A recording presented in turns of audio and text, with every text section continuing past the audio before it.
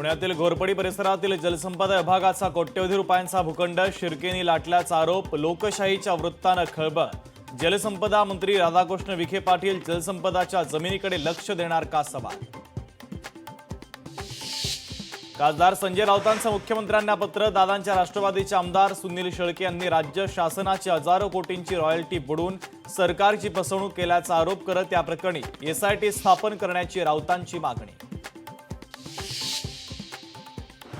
ठाकरेंच्या शिवसेनेच्या विरोधात मातोश्री आणि मुंबई महापालिकेच्या समोर झळकले बॅनर. उद्धव ठाकरे सरकारनं स्त्रीभाषा सूत्र स्वीकारलं होतं, विसरलात की काय, बॅनरवर उल्लेख.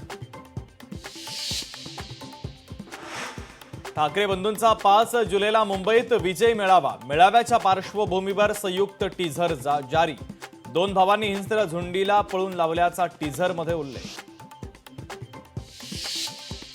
काँग्रेस आमदार नाना पटोलेंच्या 1 दिवसीय निलंबनानंतर आज विरोधक पायऱ्यांवर हाताला काळ्या फिती बांधून करणार आंदोलन.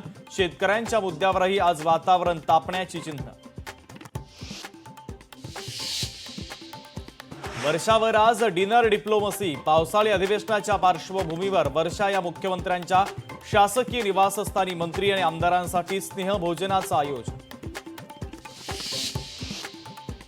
गेल्या 2 दिवसांपासून राज्यातील पावसाचा जोर वाढला. पुढील 48 तासांसाठी कोकण आणि घाट माथ्यावर मुसळधार पावसाचा अंदाज. पंतप्रधान मोदी उद्यापासून 5 देशांच्या दौऱ्यावर. घाना, नामिबिया, त्रिनिदादला पहिल्यांदाच देणार भेट. ब्राझीलमधील ब्रिक्स शिखर परिषदेत देखील सहभाग घेणार.